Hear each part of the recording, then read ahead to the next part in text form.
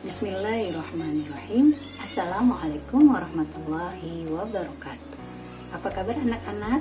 Alhamdulillah, hari ini kita bertemu lagi di pembelajaran tematik. Insya Allah hari ini adalah pembelajaran tematik tema 2 yang terakhir di semester pertama ini. Yang insya Allah pekan depan kita akan ulangan harian. Oke, materi kali ini adalah tentang pemetaan daerah penghasil sumber daya alam, yaitu materi IPS. Apa yang menjadi tujuan dari pembelajaran kali ini adalah Ustazah berharap kalian dapat mengelompokkan sumber daya alam berdasarkan pemanfaatannya. Berikutnya yang kedua, peserta didik dapat mengidentifikasi sumber daya alam berdasarkan daerah penghasilnya. Nah, di sini kalian nanti akan ditayangkan gambar peta, di mana di peta itu kalian akan ditunjukkan di mana saja terdapat sumber daya alam itu, sehingga kalian tahu daerah-daerah mana saja yang nantinya termasuk memiliki sumber daya alam tertentu. Oke, harapannya tadi kalian dapat mengelompokkan sumber daya alam berdasarkan pemanfaatannya. Maksudnya nanti ada beberapa sumber daya alam, kalian dapat mengelompokkan sumber daya alam tersebut. Yang kedua, kalian dapat mengidentifikasi sumber daya alam berdasarkan daerah penghasilnya. Yang mudah-mudahan kalian bisa mengikuti pembelajaran kali ini dan semakin memperluas ya pengetahuan kalian terkait dengan persebaran sumber daya alam yang ada di Indonesia. Oke, kita masuk kepada apa itu sumber daya alam. Kita mengulang kembali pembelajaran kemarin. Sumber daya alam adalah segala sesuatu yang berasal dari alam yang dapat digunakan untuk memenuhi kebutuhan hidup manusia. Itu adalah sumber daya alam. Berikutnya, apa kegunaan sumber daya alam? Kegunaan sumber daya alam yang pertama itu adalah untuk kebutuhan hidup, di mana sumber daya alam dapat digunakan untuk memenuhi kebutuhan si hidup sehari-hari, seperti makan, minum, mandi, dan sebagainya. Sumber daya alam dapat dikelola menjadi suatu barang yang berguna dalam kehidupan manusia. Berikutnya, kegunaan sumber daya alam adalah membantu perekonomian. Maksudnya adalah sumber daya alam itu dapat diperjualbelikan dan menjadi sumber pendapatan masyarakat, sehingga dapat membantu perekonomian juga kesejahteraan masyarakat. Nah, seperti itu ya anak-anak. Jadi ternyata sumber daya alam itu juga dapat selain dapat mencukupi kebutuhan hidup, dia juga dapat membantu perekonomian masyarakat. Oke, kita lanjutkan. Nah, ini adalah beberapa sumber daya alam ya. Kegunaan sumber daya alam untuk perekonomian tadi dikatakan sebagai perekonomian, untuk membantu perekonomian ya. Sumber daya alam itu untuk membantu perekonomian. Nah, di sini dijelaskan ada beberapa sumber daya alam yang terkait dengan bidang ekonomi. Oke, baru lagi ya, kalian dapat ilmu baru lagi. Oke, sumber daya alam apa saja yang ternyata terkait dengan bidang ekonomi? Yang pertama adalah sumber daya alam perkebunan. Pengertian sumber daya alam perkebunan adalah sistem pertanian lahan kering berupa tegalan di lereng pegunungan dan dataran tinggi. Contohnya sumber daya alam perkebunan itu adalah karet, kopi, teh, tembakau, dan kelapa. Manfaatnya apa? Manfaatnya adalah memenuhi kebutuhan pangan dan perdagangan dalam skala besar. Nah, kalau kita lihat di Kalimantan Barat itu banyak kelapa sawit. Nah, kelapa sawit itu memang termasuk sumber daya alam perkebunan. Berikutnya sumber daya alam peternakan. Pengertiannya adalah usaha memelihara hewan atau piaraan ternak. Ya, ya. Jadi yang dikatakan peternakan itu ada hubungannya dengan pemeliharaan hewan yang biasa disebut dengan hewan ternak. Contohnya itu adalah sapi, kerbau, domba, ayam, itik, itu ya. Manfaatnya adalah memenuhi kebutuhan pangan ya. Pangan itu untuk makanan. Yang berikutnya adalah kebutuhan tenaga bantu. Maksudnya dari peternakan ini tenaganya bisa digunakan, misalnya tenaga sapi bisa digunakan untuk membajak sawah seperti itu, atau kerbau ya untuk membajak sawah, atau kuda biasanya digunakan sebagai apa?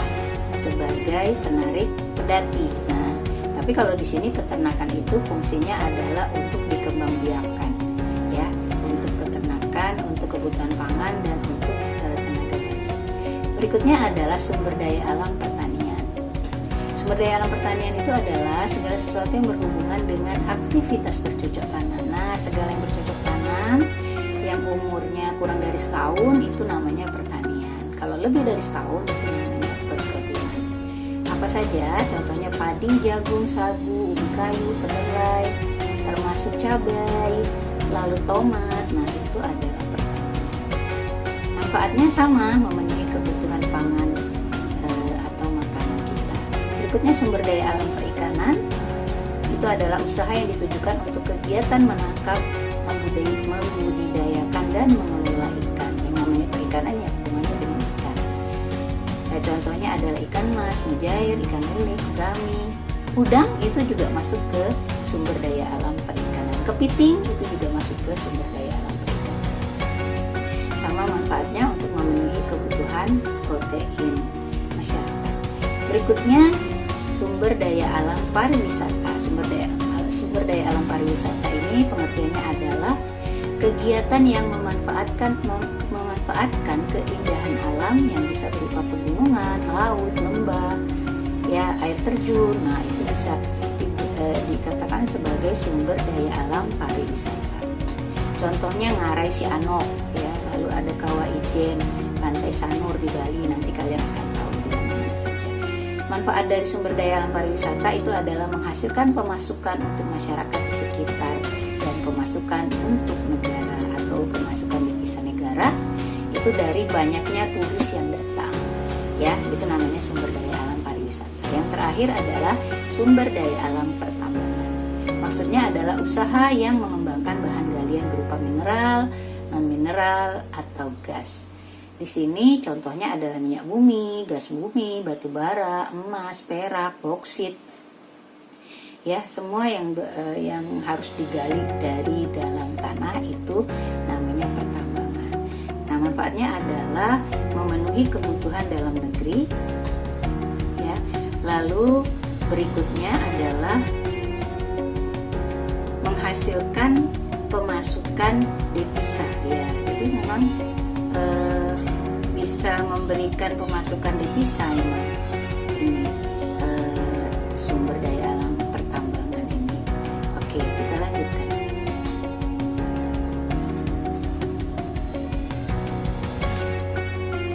Nah, kalian lihat ini adalah peta Indonesia. Tahukah kamu ya, setiap daerah di Indonesia memiliki sumber daya alam yang khas dan berbeda dikarenakan kondisi setiap wilayah yang berbeda-beda. Suatu wilayah memiliki kondisi berupa dataran tinggi ataupun dataran rendah. Contohnya adalah tanaman teh yang merupakan tanaman khas dataran tinggi tidak akan dapat ditemukan di daerah dataran rendah. Nah, seperti itu. Itu sebabnya mengapa di beberapa daerah dia memiliki komoditas unggulan. Nah, dari komoditas unggulan itulah yang menentukan di mana tempat letak dari daerah tersebut. Jika daerah tersebut terletak di dataran tinggi, maka biasanya dominan tanaman yang hidup di sana adalah tanaman teh, ya, seperti itu. Sementara kalau yang di dataran rendah biasanya tanaman-tanaman misalnya padi seperti itu ya, atau palawija. Nah, itu biasanya di dataran rendah. Atau buah-buahan itu biasanya di dataran tinggi. buah apel nggak pernah dapat bisa ditanam di dataran rendah, dia biasanya di dataran tinggi. Oke, kita lanjutkan.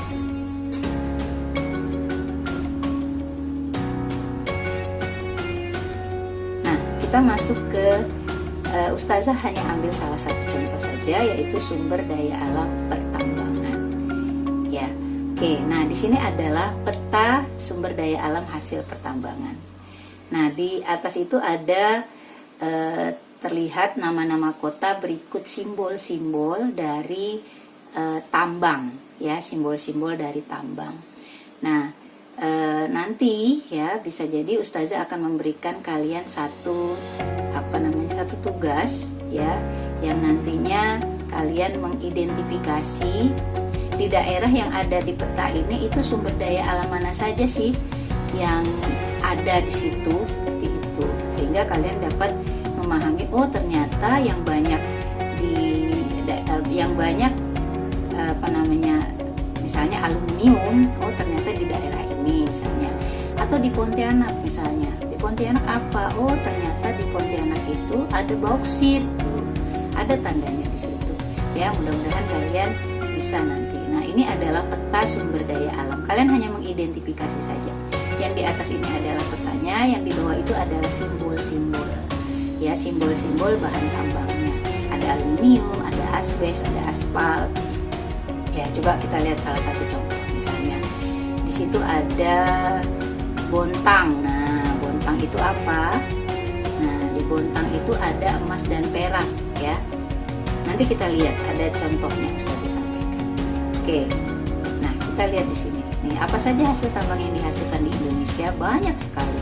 Itu tadi gambar yang di bawah ya, contoh-contohnya. Ini logonya seperti ini. Ada aluminium, ada asbes, ada aspal, batu bara, sampai ke semen. Itu semuanya punya simbol-simbol. Kalian nanti bisa lihat simbol-simbolnya dan terletak di kota mana. Tinggal kalian identifikasi. Oke, berikutnya sumber. Nah, ini contoh ya. Contoh dari salah satu pulau ya, salah satu pulau yang ada di Indonesia. Jadi Ustazah ambil satu pulau lalu diidentifikasi. Di sini sumber daya alam pertambangan yang dihasilkan dari pulau ini. Pertanyaannya, sumber daya alam pertambangan apa yang dihasilkan di pulau ini? Nah, ini adalah Pulau Sumatera ya. Pulau Sumatera merupakan penghasil minyak bumi, emas dan perak, gas alam, grafit, bauksit, kapur, batu bara, granit, timah, tembaga, marmer dan semen. Kita lihat di sini. Ya, nih tanda ini nih yang hitam itu berarti adalah minyak bumi seperti yang tadi digambarkan di depan. Lalu yang segi 4 ini adalah emas dan perak ya. Nah, banyak sekali tandanya, nanti kalian bisa lihat di contoh.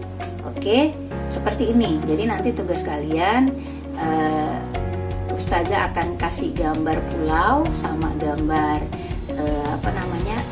nama kota dan nama gambar sumber daya alamnya. Nanti kalian identifikasi sumber daya alam apa saja yang terdapat di pulau tersebut. Oke, kita lanjutkan contoh berikutnya.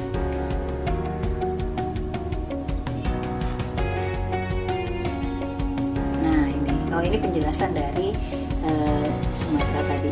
Kalian dapat mengelompokkan sumber daya alam ke dalam tabel nih ya.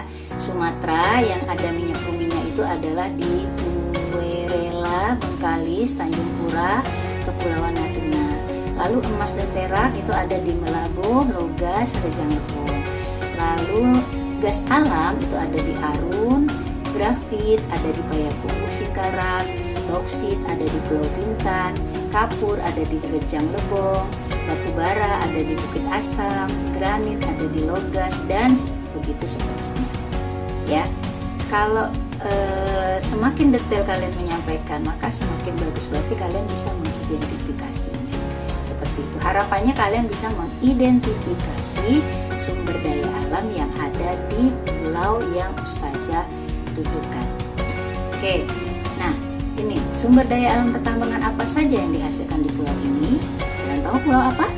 Ini adalah pulau kita, Pulau Kalimantan. Nah ya, coba Kalau Kalimantan merupakan penghasil minyak bumi, bauksit, intan emas dan perak, gas alam, biji besi, semen dan batu bara. Ya, coba kalian lihat di lusin tersebut. Nah, bisa dikelompokkan seperti ini. Nah, Kalimantan minyak bumi itu ada di Sungai Mahakam, Pulau Tarakan. Lalu emas dan perak itu ada di Bontang.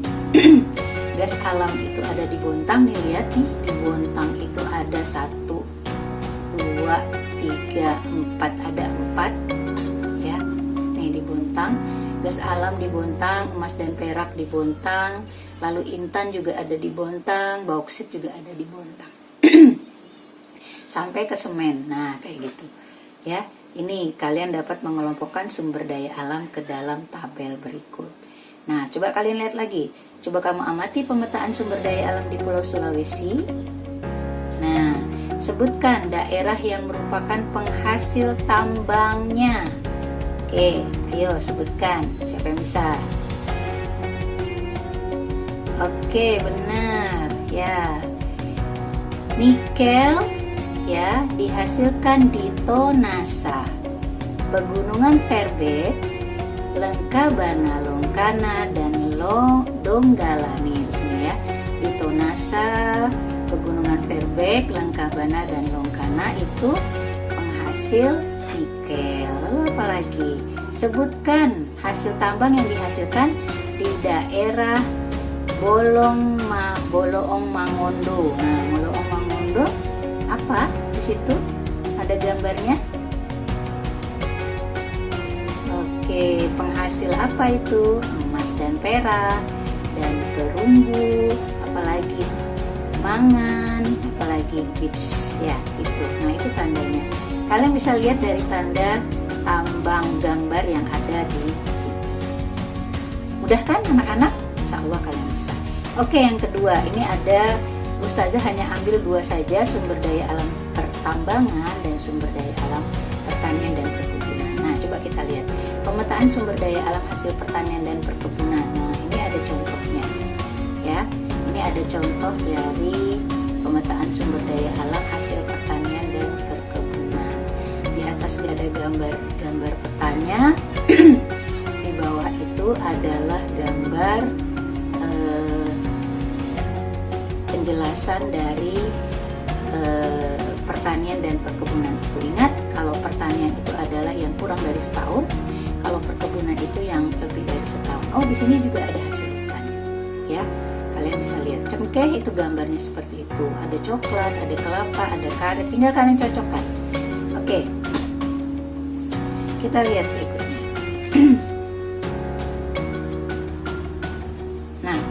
Apa beda pertanian dan perkebunan? Nah, tadi sudah dijelaskan. Pertanian itu jenis tanaman. Untuk pertanian paling banyak adalah jenis tanaman pangan pokok. Nah, jadi kalau pertanian itu umumnya adalah tanaman pangan pokok. Tanaman pangan pokok itu maksudnya apa? Tanaman pangan pokok itu maksudnya adalah yang kita makan sehari-hari. Anak, yang kita makan sehari-hari seperti padi, jagung, ya, atau sayur-sayuran, itu pertanian. Kalau perkebunan apa? Perkebunan adalah jenis tanaman. Untuk perkebunan yang paling umum adalah jenis tanaman yang dapat diolah untuk menjadi bahan baku. Ya, perkebunan misalnya kelapa sawit kan jadi bahan baku. Lalu karet, nah itu kan jadi bahan baku. Yang kedua apa? Kalau perbedaannya di antara pertanian dan perkebunan, kalau pertanian sebagian besar jenis tanaman pertanian bisa tumbuh dan dibudidayakan di area yang tidak terlalu luas ya. Di misalnya 5x5 meter itu masih bisa ya.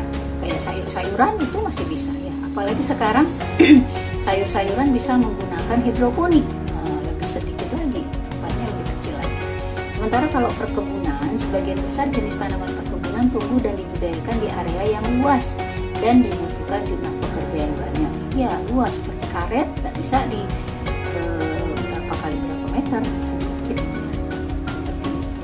Atau teh, nah, itu juga nggak bisa, harus di daerah yang luas. Berikutnya yang ketiga, kalau pertanian itu memiliki masa panen yang singkat, petani harus melakukan penanaman ulang untuk mendapatkan hasil hasil panen. Nah itu ya, itu pertanian. Kalau perkebunan apa? Kalau perkebunan memiliki masa panen yang lama, namun hasil yang didapat berjumlah banyak sehingga keuntungannya yang diperoleh juga besar ya. Biasanya kalau perkebunan itu sampai bertonton biasanya ya. Kalau pertanian itu tidak sampai, ada sih bertonton tapi tidak. Kalaupun banyak itu tidak bisa lama, kadang bisa busuk, cepat busuk dia. Ya itu perbedaan pertanian dan perkebunan. Nah coba kita lihat contoh hasil perkebunan apa saja. Contoh hasil perkebunan itu ada cengkeh, coklat, kelapa, karet, kopi, kina, kelapa sawit, minyak kayu putih, kapuk, tembakau, teh, pala, lada. Itu tanaman perkebunan ya. Kalau pertanian apa tuh? Padi, sagu, jagung, ubi kayu, ubi jalar, pisang, sayur-sayuran gitu ya, tomat, nah, seperti itu, cabai, nah itu pertanian. Oke, berikutnya. Nah, sumber daya alam pertanian apa yang dihasilkan di Pulau Jawa? Nah, ini ya dari gambar yang tadi. Itu ada di Pulau Jawa itu di bidang pertanian. Pulau Jawa menghasilkan sumber daya alam meliputi jagung dan padi. Ya, sumber daya alam perkebunan apa yang dihasilkan di Pulau Jawa? Di bidang perkebunan, Pulau Jawa menghasilkan sumber daya alam meliputi kelapa sawit, karet, coklat, kina, kapuk, dan teh. Oke. Nah, perhatikan hasil bumi di Pulau Jawa ini. Nah, lihat ya. Pulau Jawa selain menghasilkan hasil pertanian dan perkebunan, juga menghasilkan hasil hutan. Hasil hutan merupakan sumber daya alam yang ada di hutan seperti kayu. Hasil hutan tumbuh secara alami dalam kawasan hutan tanpa campur tangan manusia. Nah itu beda sumber daya alam pertanian, perkebunan, hasil hutan. Hasil hutan itu beda, yang ada di hutan intinya. Seperti rotan, itu kan, belian, ya, kayu belian itu hasil hutan. Ya. Oke. Nah, perhatikan pemetaan sumber daya alam di Pulau Kalimantan. Hasil bumi apa yang dihasilkan di pulau tersebut? Nah, hasil buminya adalah menghasilkan hasil bumi perkebunan seperti kelapa.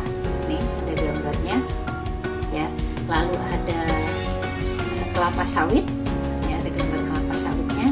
Lalu ada karet, gambar karet seperti itu. Selain itu juga menghasilkan hasil hutan yang lain. Oke. Selesai. Jadi harapannya adalah dari materi yang sudah Ustazah sampaikan tadi, kalian bisa mengidentifikasi sumber daya alam berdasarkan daerahnya dari simbol-simbol yang tadi sudah ada di gambar. Insyaallah hari Jumat kalian akan ulangan harian tema 2 dan syarat untuk bisa ulangan harian tema 2 itu adalah menyelesaikan latihan ulangan tema 2 yang akan Ustazah share hari Sabtu. Oke anak-anak, waktunya panjang sampai hari Kamis nanti. Sampai hari Kamis itu kalian bisa mengerjakan, tapi ingat jangan ditunda-tunda mengerjakannya. Jangan sampai kejadian-kejadian sebelumnya nanti begitu ulangan ternyata belum mengerjakan sama sekali. Ya, jangan seperti itu ya anak-anak soleh-solehah. Ustazah yakin kalian bisa membagi waktu kalian. Yang penting kalian bisa tetap disiplin dengan waktu. Kalian bisa mengerjakan tugas tepat waktu. Oke anak-anak, cukup sekian dulu yang bisa Ustazah sampaikan terkait pembelajaran pemetaan potensi sumber daya alam berdasarkan daerahnya. Mudah-mudahan kalian bisa menyerap pembelajaran ini dan kalian dapat mengidentifikasi sumber daya alam tersebut dari gambar peta yang ada. Ustazah akhiri, kita tutup bersama dengan membaca hamdalah. Alhamdulillahirabbil alamin. Subhanakallahumma wa bihamdika asyhadu an la ilaha illa anta astaghfiruka wa atubu ilaik. Billahi taufiq wal hidayah. Wassalamualaikum warahmatullahi wabarakatuh.